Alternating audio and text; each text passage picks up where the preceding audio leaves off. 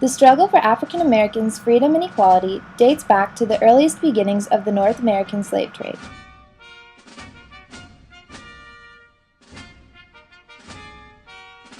One of the most significant and remembered moments in this journey was the Civil War, where the fight between the Union and the Confederacy developed into a moral battle regarding the institution of slavery.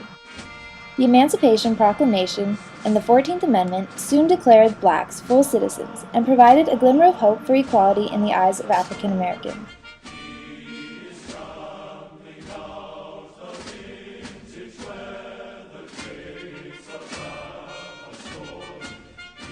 However, their freedom did not truly translate to equality.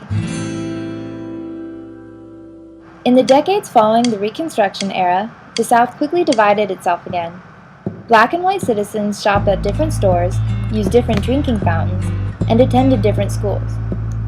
The 1896 Supreme Court case of Plessy v. Ferguson encouraged such segregation, with the justices voting 7-1 that separate but equal facilities of education were constitutional because each provided the same opportunities.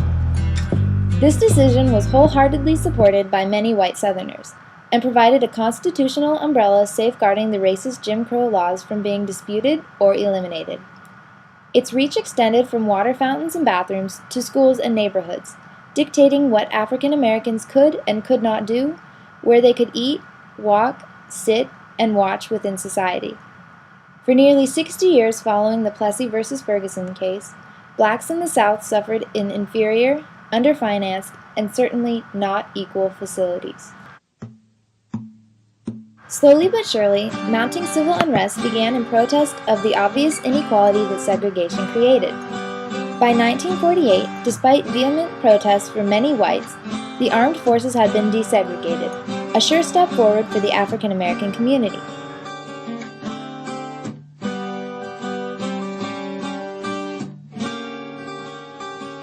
Nonetheless, white supremacist groups such as the KKK continued to dominate the South, and in the 1940s alone, 31 lynchings of blacks occurred.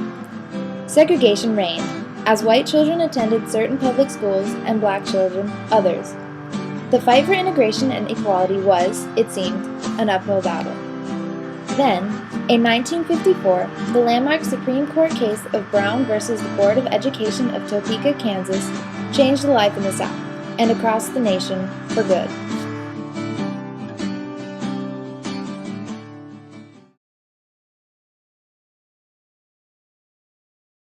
The story of the case seems to begin in the city of Topeka, located near the Kansas River. Though not deep in the South, Topeka still dealt with segregation. We shall overcome.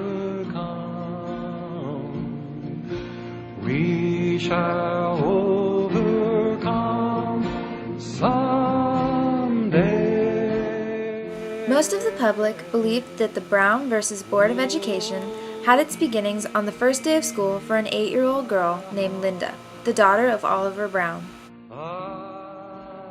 Oliver was not a known civil rights leader, nor was he an academic man.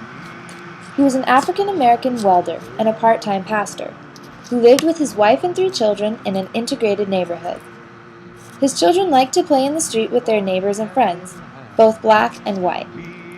Linda later described her experience.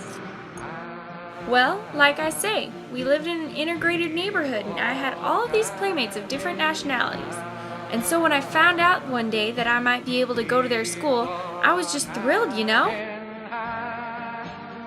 At 8 years old, Linda had been attending Monroe Elementary, an all-black public school located approximately 6 miles away from the Brown home. To get to her school, Linda had to wake up early every morning to take an hour-long bus ride, or risk a mile-long walk through a dangerous railroad switchyard. However, located only a few blocks from the Brown family home was Sumner Elementary, an all-white, publicly funded school. In 1951, as Linda entered 3rd grade, Oliver attempted to enroll her in Sumner Elementary to spare her the long commute every day, but was rejected by the school. Given the prominence of racism in the area, this may not seem surprising. However, In the city of Topeka, the middle schools and high schools were both integrated, so Sumner's decision to deny her acceptance was rather illogical. I remember walking over to Sumner School with my dad that day and going up the steps of the school, and the school looked so big to a smaller child. And I remember going inside and my dad spoke with someone, and then he went into the inner office with the principal and they left me out to sit outside with the secretary. And while he was in the inner office, I could hear voices and hear his voice raised, as the conversation went on. To the young Linda, who was not aware of the extent to which segregation would influence her life, the experience was a strange one. And then he immediately came out of the office, took me by the hand, and walked me home from school. I couldn't understand what was happening because I was so sure I was going to school with Mona and Guinevere, Wanda, and all my playmates. This is how the situation seemed to unfold. However, it is key to note that the NAACP had already decided before this point to take a case regarding segregation in schools to the Capitol. Leaders contacted Oliver and encouraged him to enroll his daughter, for when Linda was denied, as they assumed she would be, they would have a case to run with. In a way, this shows how desperate people were for change. They were willing to set a young girl up for rejection in order to create a larger change. This group took an innocent child and created a martyr for the cause. Someday we shall overcome.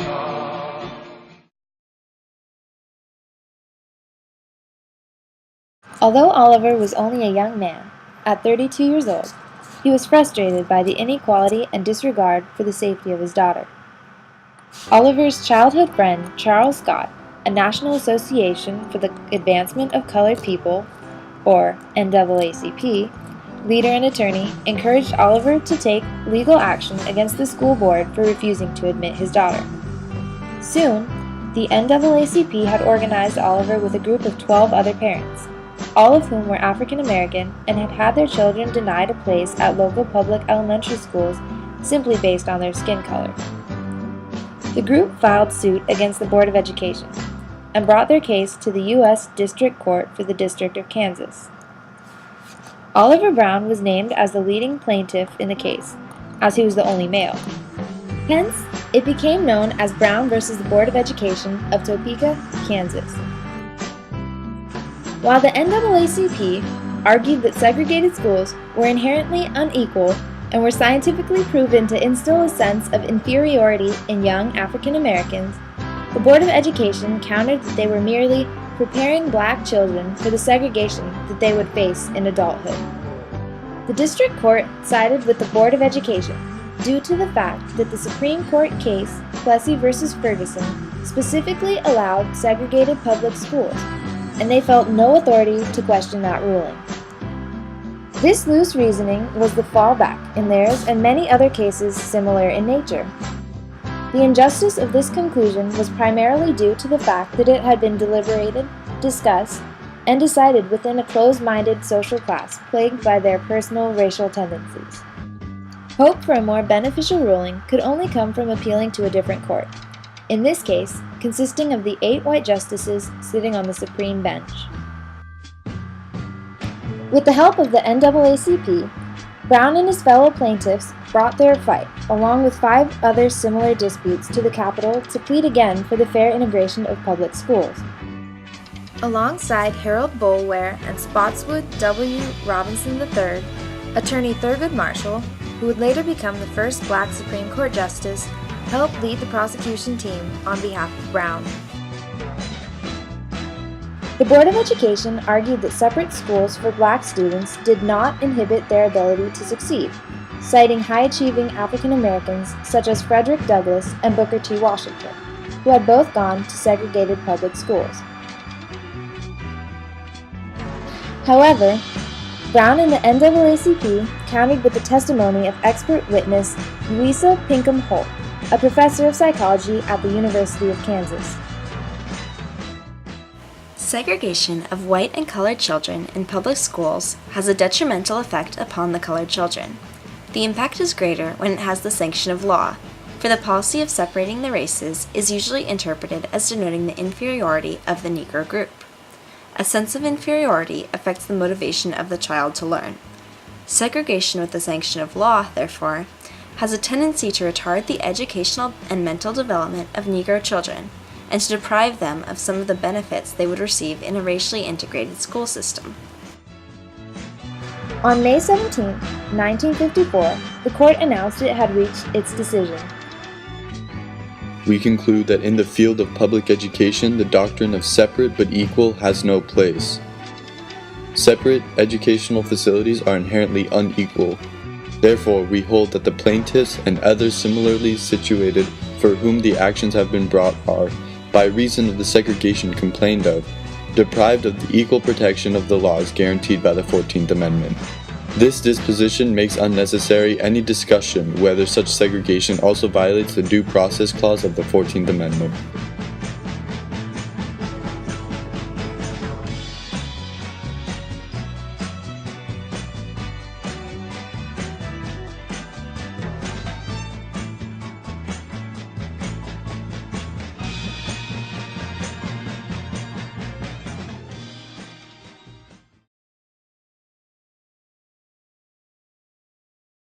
At the conclusion of the case, President Dwight Ike Eisenhower was in office. Wishing to remain primarily neutral on the issue, he showed neither major support nor opposition to the new decision. He did take decisive action by enforcing the desegregation of public schools with federal troops. However, he did not condemn segregation as morally wrong or endorse the Brown case. The ruling in Brown v. Board of Education was a ruling for equality, and one which overturned the segregationist decision of Plessy v. Ferguson. While its effects were not immediately felt throughout the South and the country writ large, it nonetheless had an enormous impact on movements to come. It sent out the message to the nation that the Constitution meant equality and fairness for all, no matter what race. It showed that while racism might be seeped into the culture in parts of America, the United States as a whole was willing to defend equality and the rights of all Americans in its courts and through its laws. Brown v. Board of Education made it clear that the tide was changing in American society regarding race and segregation. There were some who continued to fight the changes. The Jackson Daily News called the court's decision the worst thing that has happened to the South since carpetbaggers and scallywags took charge of our civil government in Reconstruction days. However, as schools slowly integrated, it became more clear to the younger generations that segregation was inherently unfair and, in addition, illogical and without purpose. Brown v. Board of Education still ranks as one of the most controversial Supreme Court cases in U.S. history. It was an invaluable step forward for America as we renewed our commitment to liberty and equality for all. Young Linda Brown and her brave father truly changed the face of America.